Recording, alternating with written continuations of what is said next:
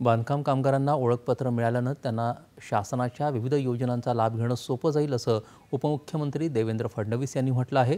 नागपूर इथं आज त्यांच्या हस्ते बांधकाम कामगारांना ओळखपत्र, सुरक्षा किट आणि बचत गटांना फूड कार्टचं वाटप करण्यात आलं, त्यावेळी ते बोलत होते। यावेळी बांधकाम कामगार मेळावाही आयोजित करण्यात आला होता। या कार्डसाठी नोंदणी केलेल्या कामगारांना आणि त्यांच्या कुटुंबियांना आरोग्य, शिक्षण, घरकुल अशा 12 सेवा दिल्या जाणार आहेत। त्याशिवाय महिला बचत गटांना तेजस्विनी अन्नपूर्णा फूड कार्ड वितरित करण्यात आले। यातून 200 महिलांना रोजगार उपलब्ध होईल। महिलांसाठीच्या विविध योजनांची माहिती फडणवीस यांनी दिली। लाडकी बहीण योजनेचे पैसे नोव्हेंबरऐवजी ऑक्टोबर महिन्यातच जमा होतील असं त्यांनी सांगितलं। चंद्रपूर इथं शालेय विद्यार्थिनीचं शोषण करणारा आरोपी कोणत्याही पक्षाचा असला तरीही त्याच्या विरोधात कठोर कारवाई केली जाईल अशी ग्वाही गृहमंत्री देवेंद्र फडणवीस यांनी दिली आहे। नागपूर इथं ते आज पत्रकारांशी बोलत होते। आरोपी अमोल लोदे काँग्रेसचा पदाधिकारी असल्याचं समजतं, तसं स्थानिक नेत्यांनी त्याला पळून जायला मदत केल्याची माहिती पोलिसांना मिळाली आहे। या प्रकरणी तपास सुरू असून दोषींवर कठोर कारवाई केली जाईल असं ते म्हणाले।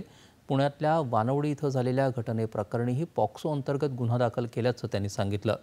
स्वातंत्र्यवीर सावरकर यांच्याबद्दल वादग्रस्त विधान करणारे कर्नाटकचे मंत्री डी गुंडूराव यांच्यावरही देवेंद्र फडणवीस यांनी टीका केली आहे। काँग्रेसच्या नेत्यांना सावरकरांबद्दल काही माहिती नाही। सावरकरांनी गायीबद्दलचे आपले विचार स्पष्टपणे मांडले होते। गाय शेतकऱ्याला आजन्म साथ देते। गाय हा उपयुक्त पशु आहे, म्हणूनच गायीला हिंदू धर्मात महत्त्वाचं स्थान असल्याचं सावरकरांनी म्हटलं होतं असं फडणवीस यांनी सांगितलं। देखिए, ये लोग जो है इनको सावरकर के बारे में कुछ पता नहीं है। ये बार बार सावरकर जी का अपमान ही करते हैं और सावरकर जी ने गाय के ऊपर अपने विचार बहुत अच्छे तरीके से रखे हैं। उन्होंने ये कहा है कि किसान के जन्म से लेकर मरने तक गाय ये उसको मदद करती है, इसलिए हम लोगों ने गाय को एक ईश्वर का दर्जा दिया है।